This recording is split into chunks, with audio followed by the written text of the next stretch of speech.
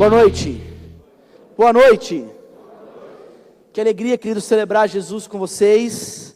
Que bom mais uma vez, mais um domingo nós estamos aqui para juntos estudar um pouco sobre a palavra de Deus.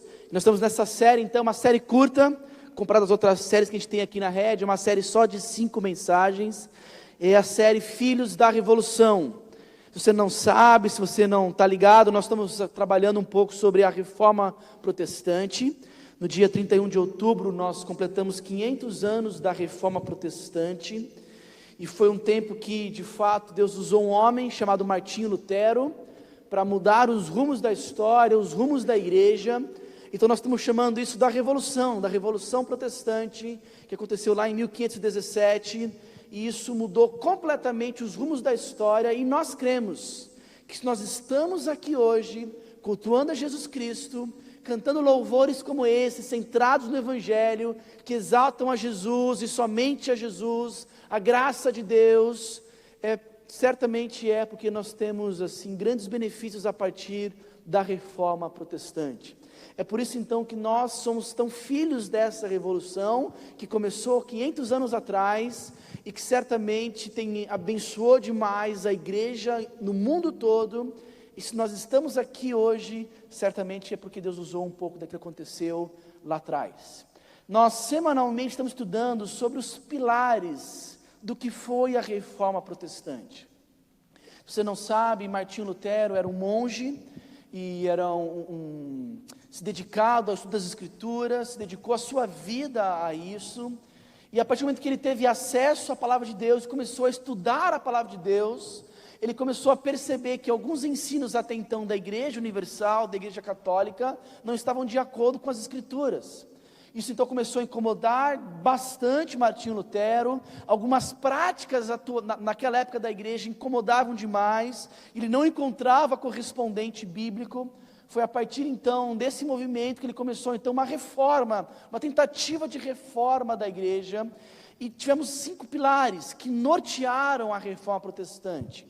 São os chamados 5 solas, né? Sola, uma palavra latim para somente, e esses 5 solas, esses 5 pilares nortearam esse movimento. Então semanalmente nós estamos vendo esses solas aqui. Nós já falamos aqui sobre sola Escritura, somente a Escritura, foi o nosso primeiro encontro no início de outubro. Conversamos aqui sobre somente a glória de Deus, já foi falado aqui. Na semana passada nós falamos sobre somente a fé, e hoje nós vamos conversar sobre somente a graça de Deus. Nós vamos estudar hoje um texto precioso das Escrituras. Meu tablet ficou em casa, então vou usar o computador aqui, e um texto precioso, e eu espero que Deus, de uma forma muito especial, possa falar com todos nós aqui.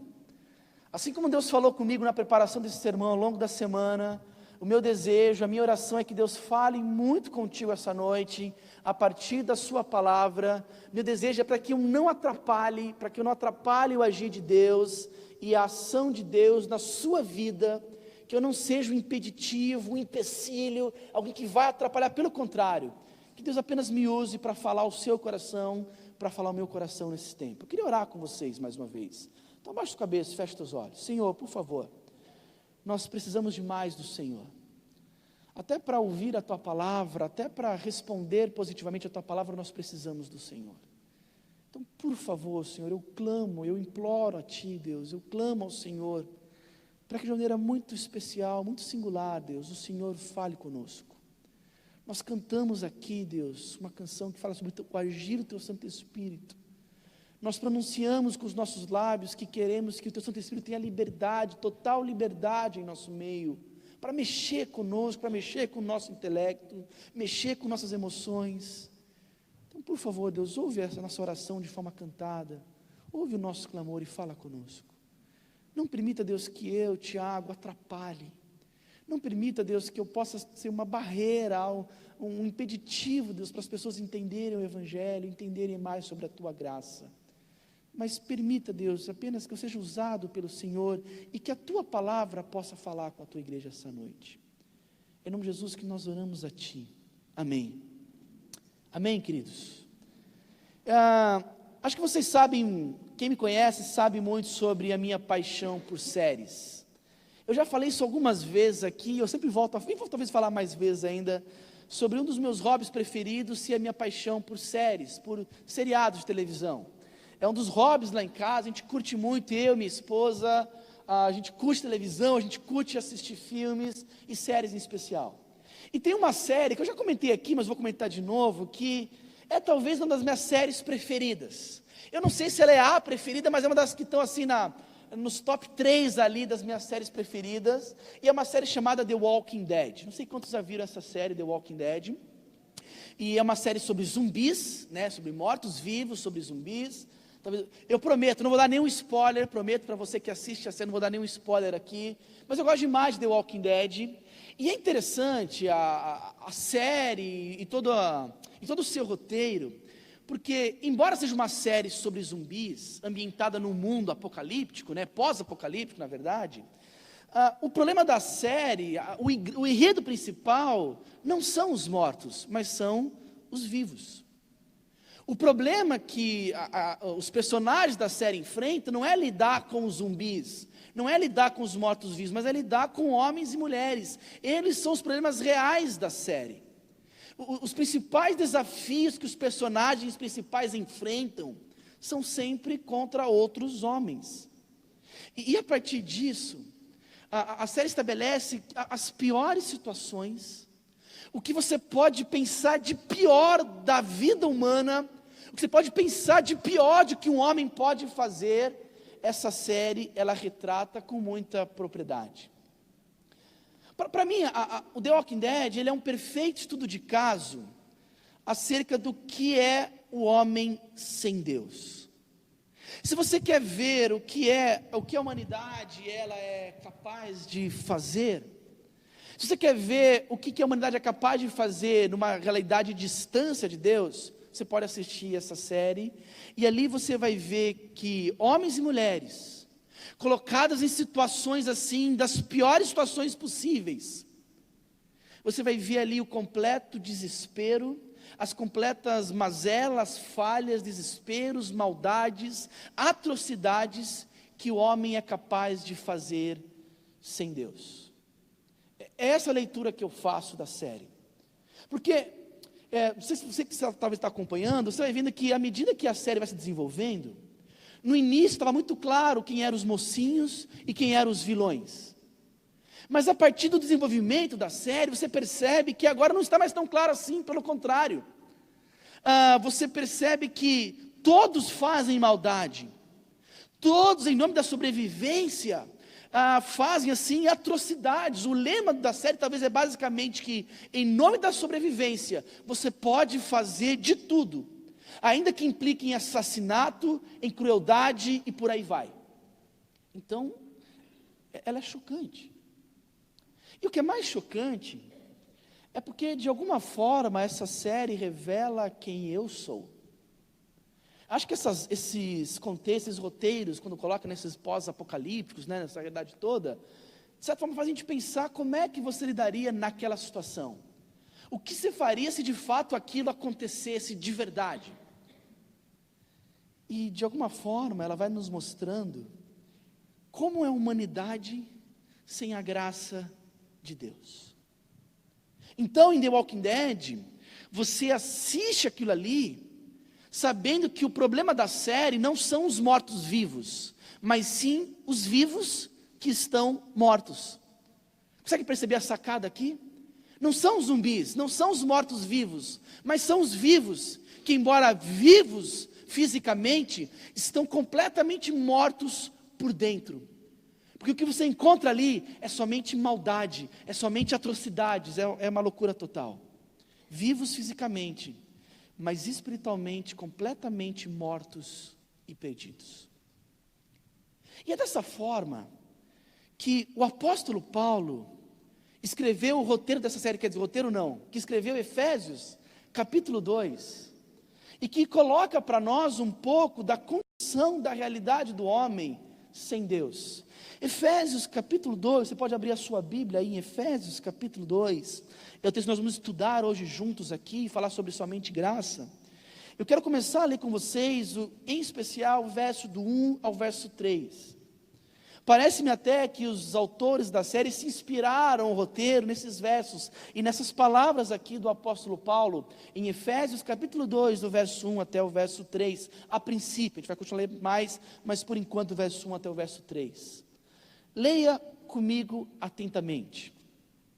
Vocês estavam mortos em suas transgressões e pecados, nos quais costumavam viver quando seguiam a presente ordem deste mundo e o príncipe do poder do ar, o espírito que agora está atuando nos que vivem na desobediência. Anteriormente, todos nós também vivíamos entre eles, satisfazendo as vontades da nossa carne, seguindo os seus desejos e pensamentos. Como os outros, éramos, por natureza, merecedores da ira. Paulo ele usa uma linguagem aqui pesada para descrever a realidade do homem sem Deus, onde de uma maneira extremamente sincera, talvez sem papas na língua, o apóstolo Paulo ele coloca de maneira muito cruel até algumas vezes, mas ele não economiza adjetivos negativos para descrever o passado dele, o passado dos seus leitores, dos seus ouvintes, que era a igreja de Éfeso, o passado de toda a humanidade, que é a realidade do homem sem Deus. Esses 3 versos aqui, eles colocam para nós a realidade, a crueldade do que é o homem sem Deus. Quando você pergunta, quem é o homem sem Deus? Quando você pensa, qual que é a realidade do homem sem Deus? Qual que é o status do homem sem Deus, até mesmo diante do próprio Deus? Porque pare e pense. Talvez você tenha um visitante aqui, você pela primeira vez talvez pisou numa igreja cristã. Pensa comigo. Se de fato Deus existe, e se de fato Ele é quem Ele diz ser na sua palavra, se Ele realmente é perfeito, santo, um justo juiz, qual que é a realidade de homens falhos diante desse Deus? E Paulo responde essas questões todas nesses versos aqui. Na verdade, parece-me que Paulo, primeiramente, ele vai sondar as profundezas do pessimismo acerca de quem é o homem, para depois ele poder subir às alturas e falar do otimismo acerca de Deus. Ele faz uma contradição aqui, e ele combina o pessimismo com o otimismo, o desespero com a fé, para que de alguma forma a gente consiga compreender realmente quem é Deus e principalmente, segundo o tema de hoje, o que é a graça de Deus. Então, para a gente compreender a graça de Deus, ele primeiro vai querer pintar esse quadro feio, muito feio por sinal, mas para que a gente possa compreender ainda mais o que é a graça de Deus. E ele começa dessa forma. Ele começa de maneira chocante. A forma como ele começa esses versos é: vocês estavam mortos. Sim, The Walking Dead é uma realidade. Mortos, vivos, vivos, mortos. Embora vivos fisicamente, mortos espiritualmente, podres por dentro. Essa é a descrição que Paulo coloca da humanidade. E embora seja uma frase forte, é talvez a melhor frase que resume a condição espiritual de todas as pessoas que vivem fora de Cristo. Para nortear o nosso bate-papo aqui, o nosso pensamento, quando a Bíblia diz, quando Paulo diz que nós estávamos mortos espiritualmente, ele de alguma forma está querendo dizer pelo menos 3 estados em que essa morte significa. Ele vai ilustrar na sequência dos versos de 3 maneiras diferentes para ilustrar o que ele quer dizer dessa maneira figurada, porque nós não estamos mortos de fato, né? Maneira figurada de dizer, mas o que isso quer dizer quando a Bíblia fala, vocês estão mortos sem Deus? Isso quer dizer que nós estamos num estado de condenação, num estado de escravidão e num estado de merecedores da ira de Deus. Rapidamente, deixe-me passar com vocês, eu não vou dedicar muito tempo aqui, não é meu objetivo, mas só para você entender muito bem a força e o que Paulo quer dizer quando ele diz as pessoas sem Deus, a humanidade sem Cristo está morta. Ele quer dizer, eles estão condenados, eles são escravos e eles estão debaixo da ira de Deus. Rapidamente, deixa eu passar com vocês. Quando a Bíblia fala sobre condenação, quando ela fala sobre morte espiritual implicando em condenação, a gente vai lá para Gênesis. Lá para Gênesis, quando Deus cria a humanidade perfeita, e quando Deus estabelece um relacionamento perfeito com Deus, Ele faz o alerta. Ele diz, olha, vocês vão viver para mim, e essa é a melhor coisa que pode acontecer com vocês, mas no dia em que vocês desobedecerem, no dia em que vocês comerem daquele fruto no qual vocês não podem comer, vocês podem comer de todos os frutos, menos daquela árvore, que não era maçã, tá bom pessoal, detalhe, tá? Não era uma maçã que Eva comeu, tá? Para alguém vir aqui a Apple aqui atrás, já fica preocupado, tá bom? Não era uma Apple, tá bom? Alguns até acham que essa aqui é a maçã que Eva comeu. Já ouvi uma teoria assim, né? Por isso que é iPhone, iPad, iMac, e esse A e esse I é I de inferno. Estou brincando, mas eu já ouvi isso, tá? Eu já ouvi isso, acredite se quiser, eu já ouvi isso, tá bom? O cara até colocou um iXbox no meio lá. O iXbox, esse aí é de inferno, esquece isso, tá? Mas Deus disse, olha, somente desse fruto, que a gente não sabe qual era, somente desse fruto você não pode comer. E se vocês comerem, Deus alertou, certamente morrerão. Então a morte é o estado de condenação por causa da nossa desobediência a Deus. Paulo até coloca aqui, se olhar no início do verso de novo, vocês estavam mortos em quê? Em suas transgressões e pecados.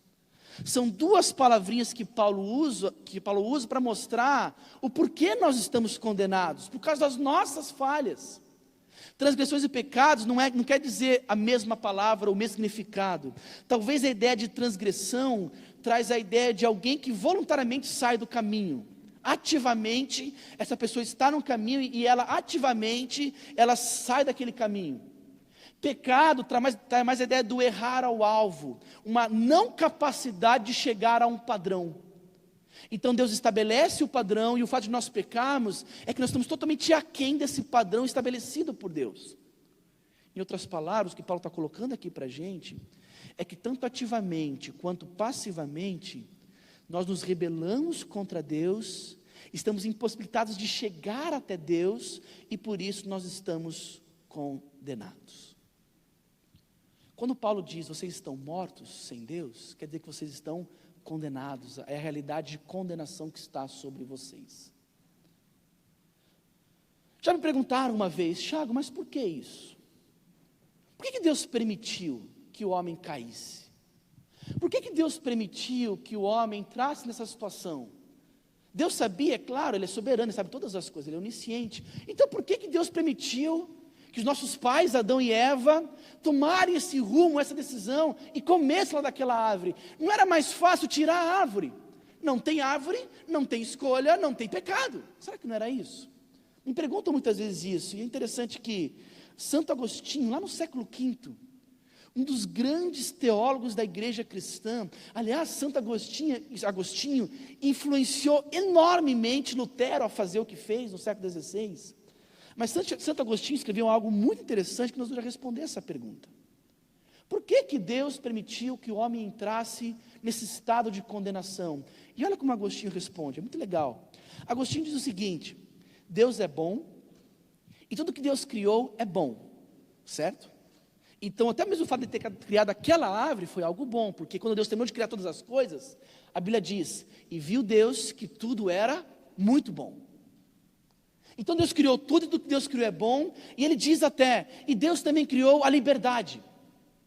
E a liberdade é boa, porque ela vem de Deus, e Deus criou a liberdade.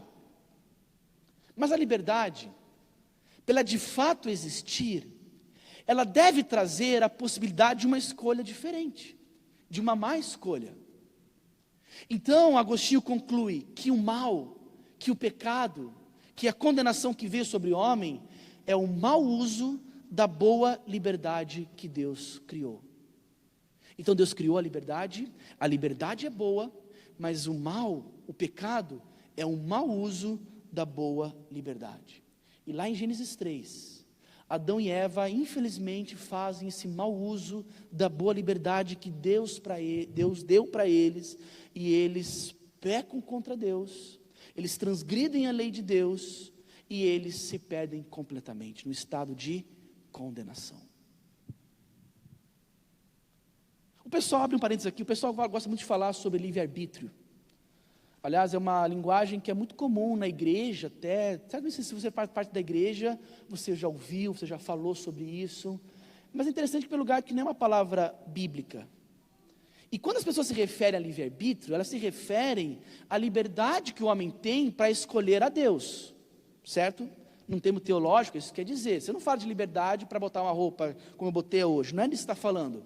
Quando nós falamos de livre-arbítrio no contexto de igreja, nós estamos falando da liberdade que as pessoas podem ter para escolher por Deus ou rejeitar a Deus, certo? O problema é que, segundo Efésios capítulo 2, a liberdade que o homem tinha para obedecer ou não a Deus foi perdida completamente lá em Gênesis 3. Quando a humanidade escolheu se rebelar contra Deus, quando nós, por meio dos nossos pais, escolhemos se rebelar contra Deus, não existe mais esse livre-arbítrio.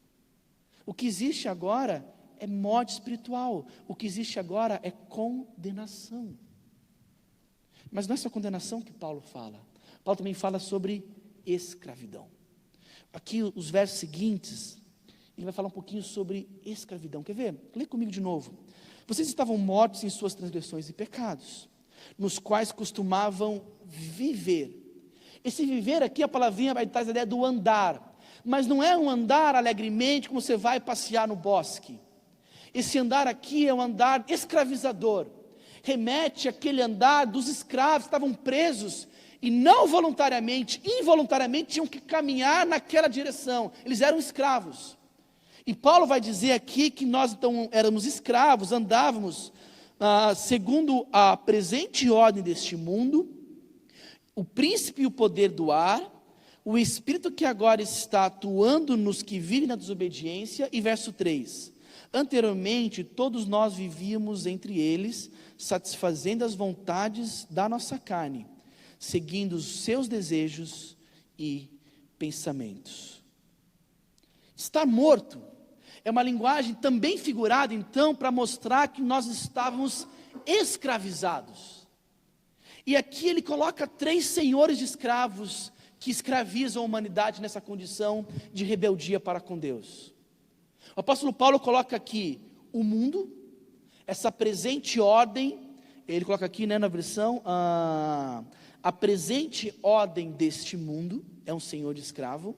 Ele coloca o próprio Satanás, o príncipe do poder do ar, é um senhor de escravo, e até mesmo nós mesmos. Deixa eu falar, pense comigo. Quando a gente fala estar escravizados pelo mundo, estar escravizados pela presente ordem deste mundo, é uma alusão a essa estrutura em que nós vivemos hoje, a esse ambiente que nos rodeia hoje, que faz parte de um sistema de valores totalmente contrários a Deus. Quando a Bíblia se refere a este século ou a este mundo, é uma expressão para mostrar para nós todo um sistema de pensamento, todo um sistema de valores, que é completamente inimigo de Deus Criador. Então, a ideia é que o homem sem Deus, por fazer parte desse mundo, desse sistema, o próprio sistema que o cerca, a própria cultura, vai cegando cada vez mais e o mantendo nesse estado de distância para com Deus. É isso que é ser escravizado pelo mundo. Quando a gente pensa, por exemplo, já que comecei a falar de séries, né? Quando a gente fala sobre séries, sobre filmes, sobre televisão, sobre mídias em geral, a gente percebe claramente que todo esse movimento faz parte de uma cultura que, embora tenha coisas ótimas, excelentes, por outro lado, tem de fato muito lixo, muita coisa que é totalmente contrária à vontade revelada de Deus.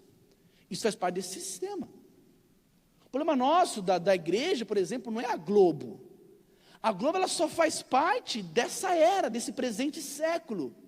A Globo, ou qualquer outras emissoras também, a Record, a SBT e todas as outras, falei a Record propositalmente aqui, né? Todas elas de alguma forma têm sim essa influência desse século, desse mundo, e que de alguma forma aliena, mantém as pessoas escravizadas e distantes de Deus. Paulo fala também que nós somos escravizados por Satanás.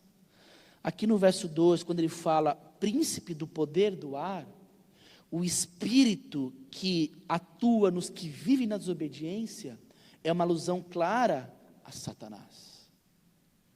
O inimigo das nossas almas, o inimigo da igreja, o inimigo de Deus, é aquele também que é responsável por também escravizar e manter as pessoas mortas espiritualmente. Quando fala assim, né, príncipe do poder do ar, talvez é uma alusão, certamente, a talvez essa realidade que opera no invisível, onde ele atua, ainda que nós não possamos ver nem perceber muitas vezes, ele atua para que mantenham as pessoas longe de Deus e mortas espiritualmente. E por último, Paulo diz ainda no verso 2 e 3, que o que nos mantém nesse estado de escravidão, isso quer dizer que nós estamos mortos espiritualmente, é nós mesmos, o nosso próprio coração, a nossa própria carne, nossa própria vontade, o nosso orgulho, o nosso egocentrismo, os nossos pensamentos totalmente contrários a Deus, os nossos desejos mais profundos de estar no controle de todas as coisas, o nosso desejo de ser como Deus. Então a nossa própria humanidade, a nossa própria natureza nos escraviza e nos mantém nesse estado de morte espiritual. Então quando Paulo pinta esse quadro e diz que nós estamos mortos espiritualmente, ele diz não só estamos condenados, mas somos escravos de um sistema, de Satanás e de nós mesmos.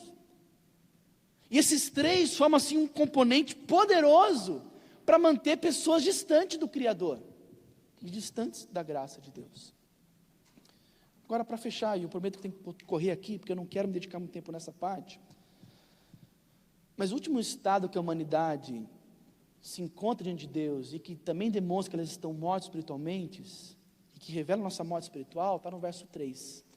No final do verso 3, Paulo diz: como os outros. Quem são esses outros? Pessoas, lembra, ele está escrito uma igreja, e está falando do passado da igreja, quem eles eram.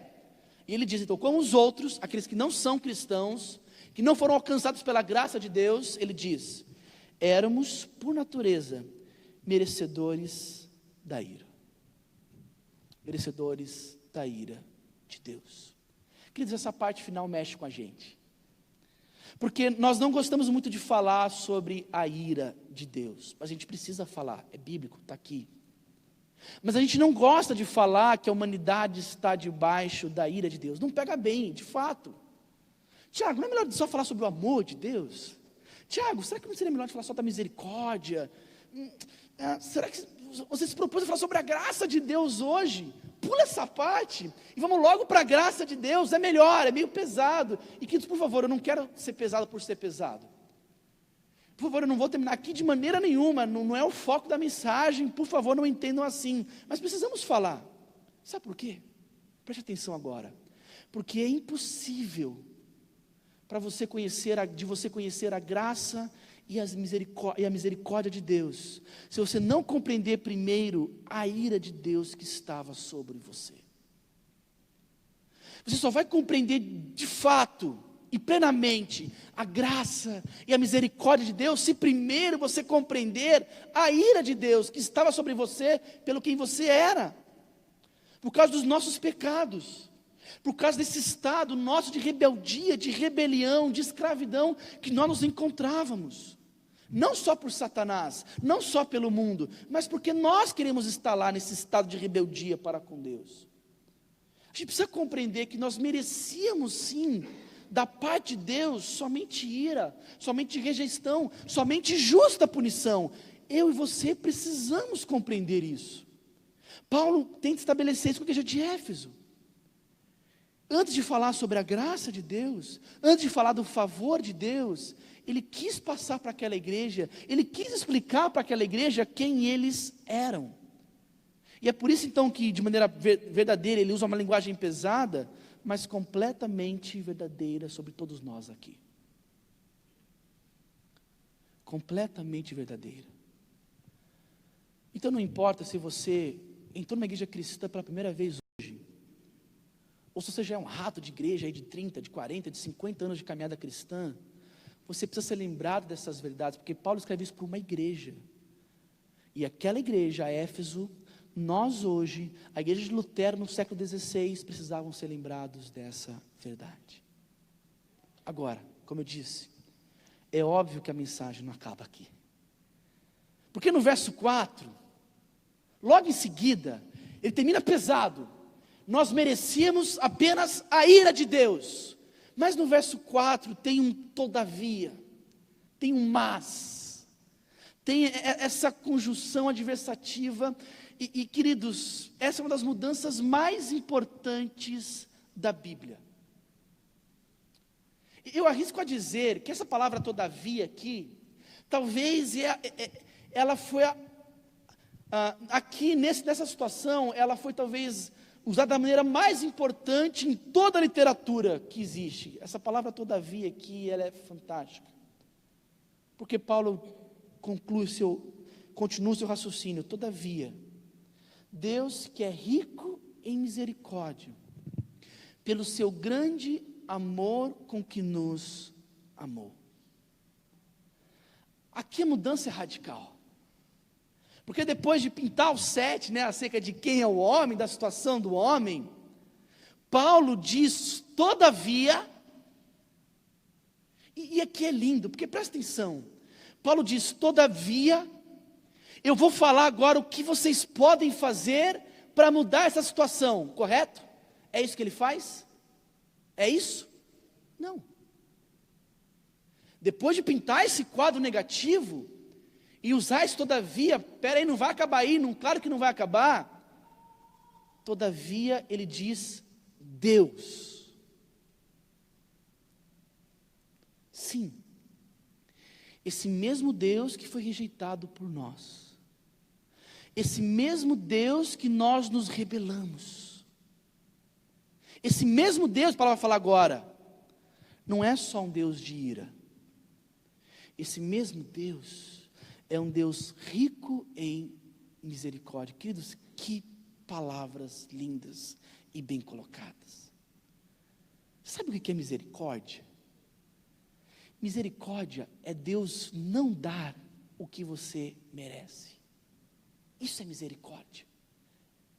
Misericórdia é Deus não dar o que você merece. Ele acabou de dizer no verso anterior que o que nós merecíamos de Deus era a ira dele, era o julgamento dele, era o justo julgamento. Mas esse Deus, Paulo está dizendo, ele é rico, ele é um expert em não dar o que nós merecemos. Queridos, isso aqui é lindo demais, isso aqui é lindo demais. É como se meu filho tivesse aqui do meu lado e falasse, Lucas, não pega essa caneca. E quem conhece o Lucas sabe que a probabilidade de ele pegar essa caneca é muito grande, não é verdade? E ele vai lá, ele pega a caneca, ele derruba, ele quebra a caneca. O que meu filho merece? Ele merece castigo. Ele me desobedeceu, uma ordem direta e clara. Ele merece talvez uma disciplina. Ele merece sentar com ele, explicar o que ele fez é muito errado, é o que ele merece. Sabe o que é misericórdia? É eu não dar o que meu filho merece. Naquela situação eu posso ser misericordioso com ele, e talvez em vez de dar a disciplina, em vez de dar a punição por aquilo que ele desobedeceu, eu não dou. Isso é misericórdia. E é justamente isso que Paulo está tratando aqui, tentando nos ensinar com o que Deus está fazendo com a igreja dele. Ele só não nos mostra quem nós somos, mas ele quer mostrar de fato quem ele é. E que abre um parênteses aqui, abre aí o parênteses, já a gente vai fechar. Consegue perceber como algumas músicas no meio evangélico não fazem o completo sentido? São músicas completamente, às vezes, idiotas, que algumas pessoas cantam por aí. Por exemplo, consegue perceber que quando você estuda esse texto de Efésios, não faz o mínimo sentido cantar, restitui, eu quero de volta o que é meu? Tem uma música famosa, que o pessoal canta direto, aí restitui, eu quero de volta. Percebe que não faz sentido nenhum você cantar isso? Porque se de fato Deus for te dar o que você merece, o que você está pedindo, vai ser apenas ira e condenação. Coisa boa não é cantar restitui, eu quero de volta o que é meu. Por favor, não fale isso. Efésios está dizendo claramente que não é isso, coisa boa, não é, pelo contrário. Pede para Deus te dar o que você não merece. Pede para Ele não te dar o que de fato você merece, porque isso é misericórdia. Mas ele continua no verso 5. Olha o 5 comigo. O verso 5 diz o seguinte: e Ele vos deu vida com Cristo, quando ainda estávamos mortos em transgressões. Pela graça vocês são salvos. O que move a misericórdia de Deus? Paulo responde: o grande amor com que Ele nos amou. Sim, Deus é tão perfeito, Deus é tão maravilhoso, que Ele consegue sim amar pessoas que estão debaixo da sua ira. Somente Ele consegue fazer isso. E Ele decidiu nos amar.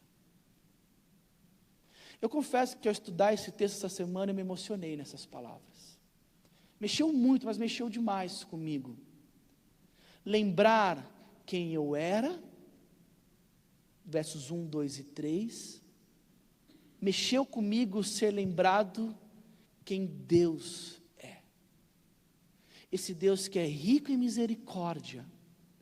Esse Deus que, embora eu não mereça, embora eu não tenha feito nada para dar um passo na direção dEle, Ele, pelo seu amor, Ele nos amou e derramou sobre nós a sua graça. E aqui no verso 5 é introduzido o contexto de graça. Porque graça é Deus dar o que a gente não merece. Entendeu? Se misericórdia é Deus não dar o que nós merecemos, condenação, ira santa, punição, isso é misericórdia. Graça é Deus nos dar o que nós não merecemos, vida, salvação. Paulo diz aqui no verso 5, Deus deu vida para vocês, mesmo quando vocês ainda estavam mortos espiritualmente. E foi pela graça, foi um favor imerecido, vocês não fizeram por merecer, vocês não deram um passo em direção a Deus, vocês não ajustaram a casa antes para tentar impressionar Deus, nada disso, foi graça de Deus. Aqui nós temos o conceito de graça. Quando a Reforma Protestante levantou a bandeira e disse somente graça, estavam querendo dizer que Deus nos salvou de uma maneira maravilhosa e perfeita, que Deus nos deu vida, mesmo quando nós estávamos mortos. Somente graça é a afirmação de que salvação não só é um ato exclusivo de Deus, como eu não posso fazer nada para auxiliar nesse processo. Aula de história rápida aqui. Mas quando Lutero levantou a bandeira do somente graça, e os reformadores que vieram a seguir levantaram essa bandeira, não quer dizer que a igreja, até então, a igreja católica, não acreditava em que a salvação era somente pela graça. Seria até desleal afirmar isso. Pelo contrário, eles acreditavam que a salvação era pela graça.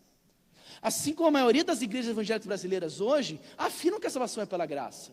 Assim como talvez a maioria das igrejas batistas hoje, afirmam que a salvação é pela graça. O problema é que nem os católicos no tempo de Lutero, nem os evangélicos do nosso tempo hoje, sejam batistas, ou sejam qualquer outros evangélicos, acreditam que a salvação seja pela graça somente. Porque esse é o ponto, é somente a graça. O que era ensinado no século XVI, e o que é ensinado ainda hoje, é que existe um tipo de parceria entre a graça de Deus, mais, de certa forma, o mérito humano. É como se Deus fizesse a parte dele, e agora você faz a sua parte. Já ouviu isso em algum lugar? Isso era pregado no século XVI, e Lutero, à luz das Escrituras, se levantou contra. Isso é pregado hoje em dia, e nós também estamos nos levantar contra. Por quê? Segundo essa teologia,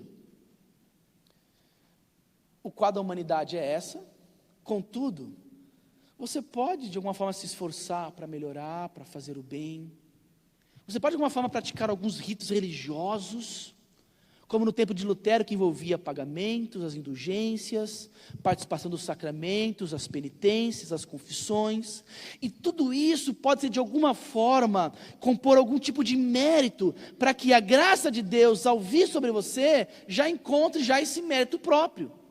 É uma parceria. E a reforma então veio com essa revolução, e disse não, é pela graça somente. A Bíblia está dizendo que Deus nos deu vida quando nós estávamos mortos. Não teve participação nossa. E deixa-me terminar. Vou finalizar a mensagem com algumas verdades importantes, para que nós possamos aprender sobre a graça de Deus. Em primeiro lugar, queridos, a graça de Deus, ela é essencial para a nossa salvação, porque nós não tínhamos a menor possibilidade, condição, de dar um passo em direção a Deus. Como eu acabei de dizer, é muito comum encontrar pessoas que a nossa salvação é uma espécie de combinado onde Deus fez a parte dele e agora você tem que fazer a sua parte. É impressionante a quantidade de pessoas que acreditam nessa ideia. Olha, Deus fez a parte dele, tá? Ele mandou Jesus, Jesus morreu por vocês, tá bom? E agora a mensagem ela é pregada. E agora cabe a você de fazer a sua parte e ir então até a direção a Deus. É impressionante a quantidade de pessoas, talvez muitos de vocês aqui acreditavam que é assim que funciona. Mas olha que incoerência. Se tiver algo que você tem que fazer para que você precise ser salvo, se tiver de alguma forma alguma parte sua nesse processo, então a salvação de fato não é somente pela graça, mas ela passa a ser uma mistura entre graça de Deus e obras humanas, correto? Mas olha o que Paulo diz, logo na sequência do versículo aqui, versículo 8 e 9. Porque vocês são salvos pela graça, por meio da fé, e isso não vem de vós, é dom de Deus. Não por obras, para que ninguém se glorie. Nós precisamos sim, queridos, em pleno século 21, levantar a mesma bandeira de Lutero e dizer, é somente pela graça e pela graça somente. Nós precisamos, em pleno século 21, deixar claro que não existe a minha parte e a parte de Deus, é somente a ação de Deus. Não existe discursos bonitos, agradáveis, com tecladinho aqui de fundo, aonde o pregador vem e diz para vocês, vamos lá, Jesus já fez a parte dele, agora faça a sua parte. Dê uma chance para Jesus. Já viu esse discurso? Dê uma chance para Jesus. Na sua vida está meio complicado, mas abre o teu coração e dê uma oportunidade para Jesus entrar na sua vida. Não! Isso não existe. Segundo Efésios, o texto que nós estamos estudando aqui, é você que tem que clamar a Jesus para Ele te dar uma oportunidade. É você que tem que clamar a Deus para que Ele te dê vida, porque você está morto espiritualmente. Então não é dê uma chance para Jesus, é clame para que Jesus olhe para você e derrame a graça sobre você, e transforme você, e salve você, e te dê vida espiritual. Precisamos acabar com essa linguagem antropocêntrica nas nossas igrejas, que colocam o homem como centro das suas decisões, que colocam o homem como o centro da história da salvação, e não, nós não somos o centro. E quando você faz isso, você está diminuindo a ação, a graça de Deus na sua vida. Queridos, foi pela graça, e dizer que foi pela graça, é dizer que Deus não viu potencial em você. Deus não viu potencial em mim. Foi pela graça, foi pelo seu grande amor com que nos amou. Foi um favor de fato imerecido. Deus não olhou para você e viu algo mais raro do que o ouro puro de Ofir. Não. Tá. Quando Deus olhou para você, sabe o que Ele viu? Mortos vivos. Quando Ele olhou para você, sabe o que Ele viu? Criaturas se rebelaram contra a sua perfeita vontade, e ainda assim, Ele decidiu nos amar. Isso é lindo demais. Isso é lindo demais. E ainda assim, Ele decidiu nos amar e nos salvar. Então, graça não é Deus nos aceitar como nós somos, nada disso, pelo contrário, é Deus nos aceitar por aquilo que Cristo é e por aquilo que Cristo fez.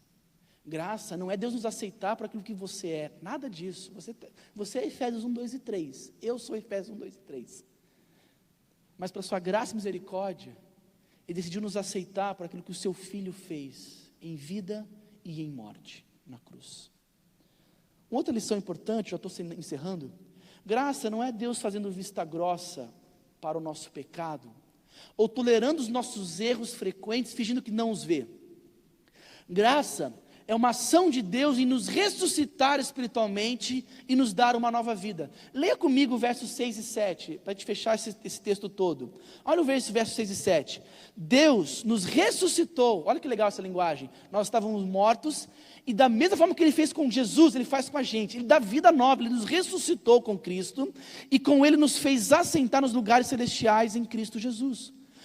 Para mostrar nas eras que hão de vir a incomparável riqueza da sua graça demonstrada em sua bondade para conosco por meio de Cristo Jesus.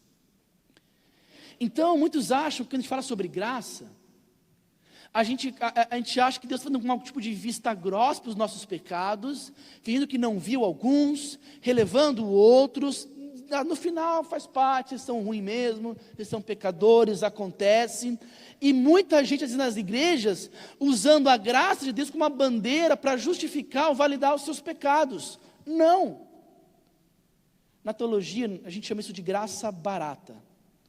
É aqueles que falam que em nome da graça vale de tudo, inclusive fazer coisas que a Bíblia condena claramente. Isso não tem nada a ver com os filhos de Deus. Isso não tem nada a ver com quem de fato recebeu vida espiritual da parte de Deus. Embora a graça de Deus nos perdoe e nos purifique de nossos pecados, ela não nos isenta de ter que lidar com as consequências dos nossos pecados. Isso é importante vocês saberem. Embora a graça nos perdoa, nos purifica, ela não nos isenta a ter que lidar com as consequências dos nossos pecados.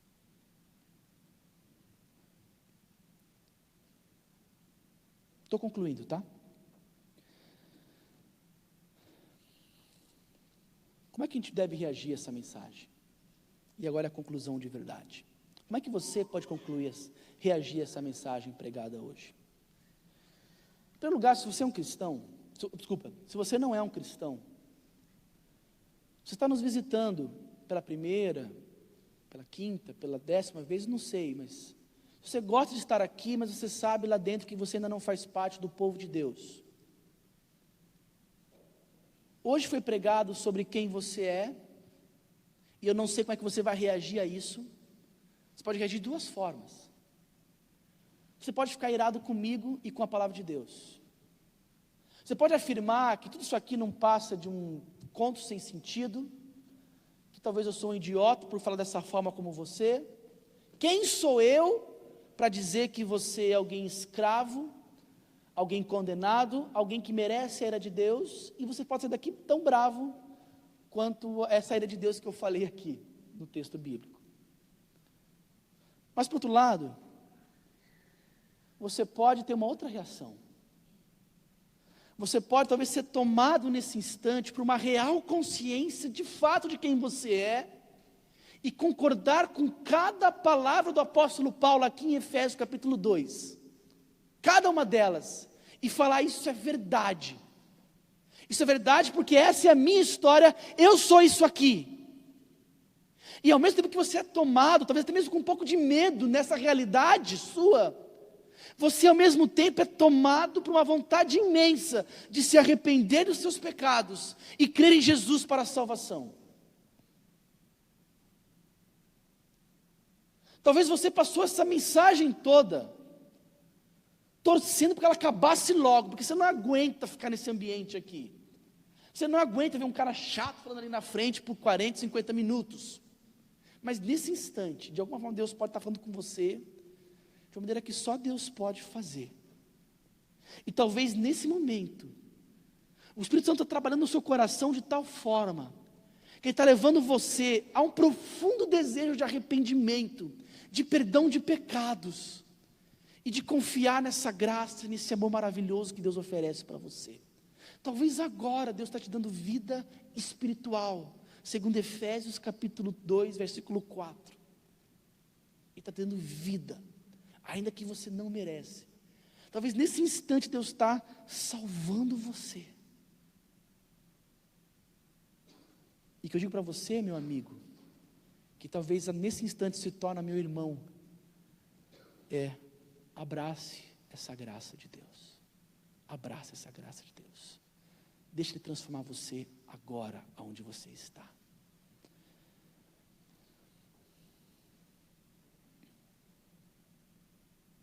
Se você é um cristão, essa mensagem deve mexer com você também. Por quê?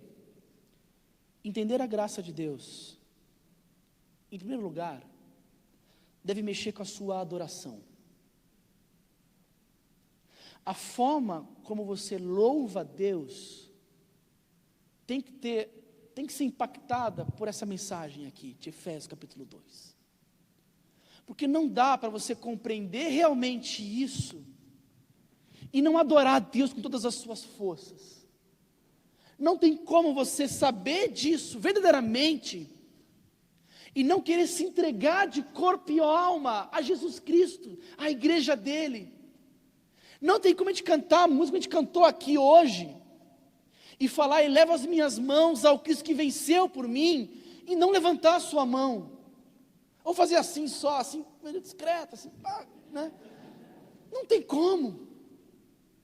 Quando você é impactado, isso mexe com você, é a tua história, era quem você era e que Deus fez por você. Isso tem que mexer com a gente, queridos. Isso tem que impactar a nossa adoração. Eu não falo de exageros, eu não falo de maluquice, nada disso. Mas eu falo de realidade. Eu falo de desejo profundo de cantar acerca do que Jesus fez por nós, que mexe com a gente, que mexe com as nossas emoções, com o nosso intelecto, e é algo real, é algo vivo. Nós temos conversado aqui na igreja, com a liderança, com os ministérios. A gente quer uma igreja viva na adoração, por exemplo. A gente quer uma igreja que ame, que curta, que tenha prazer em adorar a Deus, o Rei dos Reis, a cantar músicas que são centradas. A gente tem essa preocupação de cantar músicas que falam do Evangelho, que não é que fala da gente, deixa a gente, mas fala de Jesus, que fala do nosso Salvador. Entender somente a graça mexe com a sua adoração, muda a forma como você adora a Deus, se torna vivo, se torna real. Entender a graça de Deus também deve mexer com a sua devoção, a sua busca por Deus, a sua fome, intimidade com o Senhor, também mexe quando você entende o conceito somente a graça. Porque quando você realmente entende quem você era, quando você entende aquela palavra de Jesus, que o muito que foi perdoado vai amar mais, quando você entende o quanto você precisava ser perdoado, isso deve gerar uma real devoção. Eu te pergunto, meu irmão, minha irmã, como é que está a sua leitura bíblica? Como é que está o seu tempo com o Senhor diário? Como é que está a sua caminhada com Deus? O somente a graça tem que mexer nisso. Amanhã você tem que fazer aquela devocional mais nervosa, com mais empolgação. Tem que fazer devocional. Tem que sair de algum efeito prático daqui, um desejo mais profundo pelo Senhor. Isso é somente graça, entender. Por último, compreender a graça de Deus te faz mais humilde. Você não age como se você fosse melhor que alguém, como se você fosse mais espiritual do que alguém, porque você sabe lá no fundo de Efésios 1, 2 e 3. Tim Keller tem uma frase linda que eu já citei aqui e volto a citar. Ele disse que ninguém é tão bom que não precisa da graça de Deus, e ninguém é tão mau que não possa recebê-la. Essa é a maravilhosa graça de Deus. Ninguém é tão bom que não precise dela, e ninguém é tão mau que não possa recebê-la. Estamos todos no mesmo barco, salvos pela graça e somente pela graça. John Newton, um homem cruel, um homem de uma história de vida terrível, terrível, onde trabalhou por muitos anos como mercador de escravos, como um traficante de escravos. Era conhecido como um homem vil, um homem violento, maldoso, de um linguajar assim, extremamente chulo, completamente devasso. Até que um dia John Newton teve um encontro com essa graça salvadora e transformadora de Jesus. John Newton, ele não só se converteu, como ele passou também a lutar contra a escravidão, se tornou um pastor e autor de diversos hinos que marcaram a história. E John Newton escreveu um dos hinos talvez mais famosos de toda a história, Amazing Grace, maravilhosa graça. E uma tradução linda de A Maravilhosa Graça, é quando ele diz, maravilhosa graça, que doce é ouvir esse som, que salvou um miserável como eu. Eu estava perdido, mas fui encontrado, eu estava cego e agora posso ver. E pouco antes de morrer, já na sua cama, no seu leito de morte, ainda debilitado, a história diz que John Newton proferiu essas palavras: a minha memória praticamente se foi, mas ainda consigo me lembrar de duas coisas: que eu sou um tremendo de um pecador e que Cristo é um tremendo Salvador. Essa maravilhosa graça de Deus que me alcançou, que alcançou a maioria de vocês aqui, e que talvez pode alcançar alguns de vocês essa noite, e é pela graça somente. Baixa a cabeça e fecha os olhos. Senhor, tem misericórdia de nós precisamos do Senhor. A nossa história, a história da humanidade sem o Senhor, Deus, ela é terrível, ela é cruel, ela é triste, e é uma história, Deus, que tem um fim trágico. Mas obrigado, Deus, porque o Senhor não deixou a história terminar assim. Obrigado, Deus, porque quando nós lemos aqui em Efésios, o Senhor é um Deus rico em misericórdia, rico em não dar o que nós merecemos, um Deus rico em graça, em nos dar o que nós não merecemos. E obrigado porque o Senhor nos deu vida. Obrigado porque o Senhor mudou completamente a nossa história, Deus. Isso não vem da gente, não foi mérito nosso, não fizemos nada por merecer, não contribuímos com nada, pelo contrário, foi uma ação graciosa do Senhor. Deus, nos ajude a reafirmar essas verdades em nosso coração, e que isso gere uma devoção real, uma adoração viva, um amor intenso pelo Senhor, pela Tua igreja, pelas coisas do Senhor. Nos faz ler a Bíblia, Deus, com mais amor, com mais fervor, não apenas num programa de leitura obrigatório, anual, mas com paixão, Deus, pela Tua palavra, pelas Tuas Escrituras. Nos faz mais humildes, servos do Senhor, para que somente graça de Deus signifique todas essas verdades para o nosso coração, para nossas vidas. Se tem alguém aqui, Deus, hoje que foi alcançado pela Tua graça salvadora, em nome de Jesus, Deus, continua a trabalhar e operar toda a transformação que só o Senhor é capaz de causar. Esse é o nosso desejo, essa é a nossa oração. Em nome de Jesus que nós oramos. Amém.